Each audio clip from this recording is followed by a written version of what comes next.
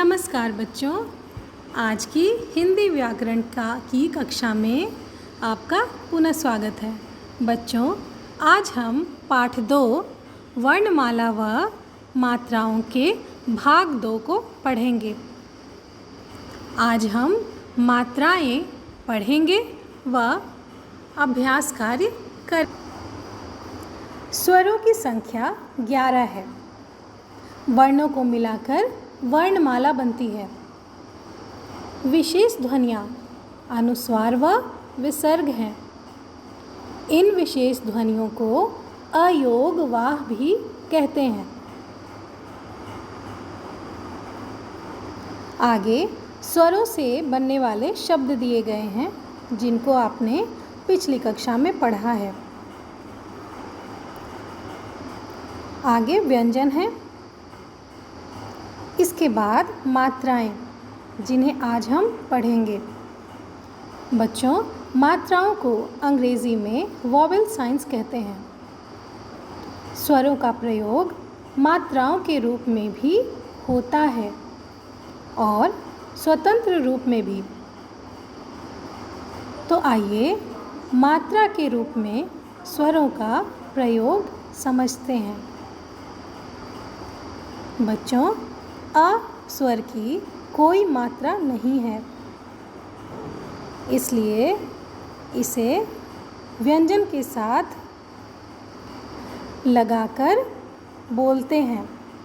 हर एक व्यंजन में अ स्वर लगा होता है।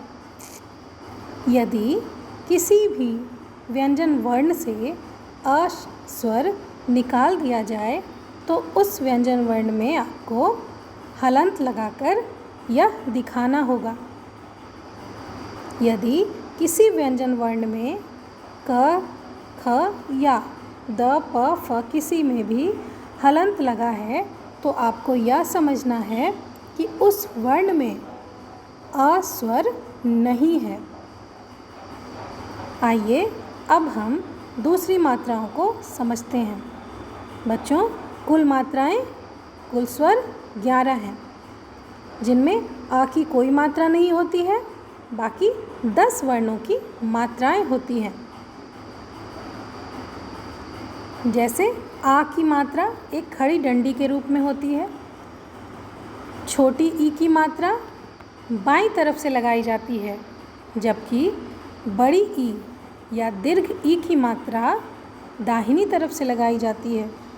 जब आप किसी शब्द में दाहिनी तरफ से बड़ी ई की मात्रा लगाते हैं तो उस शब्द को बोलने में हम थोड़ा सा जोर देते हैं। जैसे कील, कीटाणु।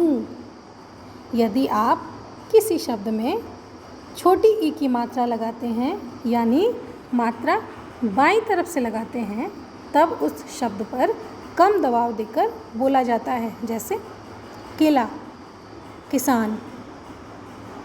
इसी प्रकार छोटी ऊ, बड़ी ऊ, री, ए, ओ और औ स्वरों की मात्राएं भी प्रयोग में लाई जाती हैं।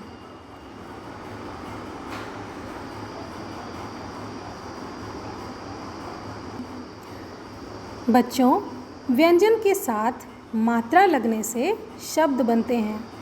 शब्द क्या होते हैं? शब्द वो होते हैं जिनके कुछ अर्थ होते हैं। यदि किन्हीं व्यंजनों को जोड़ने से कोई अर्थ नहीं निकलता तो उसे शब्द नहीं कहेंगे। बच्चों, आइए अब हम स्वतंत्र रूप से स्वरों का प्रयोग समझते हैं। जैसे अ से अनार,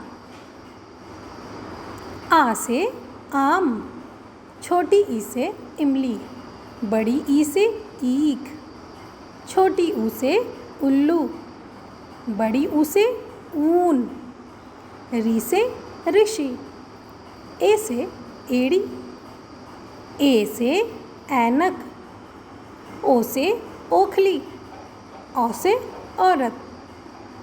अब बच्चों, आइए हम इस पाठ का अभ्यास कार्य करते हैं। बच्चों, आपको दिए गए कलश में से छांटकर स्वर और व्यंजन अलग अलग क्रम से लिखना है। एक तरफ स्वर है, दूसरी तरफ व्यंजन। कुछ व्यंजन और स्वर इस घड़े में अंकित हैं, जिनमें से आपको छांटकर स्वर की लाइन में स्वर व व्यंजन की लाइन में व्यंजन लिखना है। बच्चों, इसके लिए आप सबसे पहले ऊपर की लाइन का प्रयोग करें और उनमें से छांटकर स्वर व्यंजनों को अलग अलग लिखें। जैसे ऊपर की लाइन है झ, ए, ज, फ। उसके बाद दूसरी लाइन च, म, उ, प। उसके बाद तीसरी लाइन औ, आ, ई, ए, य। चौथी लाइन ब, छ, ओ, उ एवं पांचवी लाइन अ, भ, ई। बच्चों, इसी प्रकार आपको इन सभी पंक्तियों में से स्वर और व्यंजन छांटकर यहाँ पर खाली स्थानों में लिखना है। अगला है चित्र देखकर उचित स्वरों का प्रयोग करो। बच्चों, यहाँ पर चित्र देखकर आपको स्वरों को लिखना है। यह कार्य आपको स्वयं करना है। अगला कार्य है अपनी पढ़ाई में काम आने वाली 5 चीज़ों के चित्र बनाकर नाम का पहला अक्षर लिखो और बताओ कि वह स्वर है या व्यंजन। बच्चों, इसके लिए आपको एक कार्य करना है कि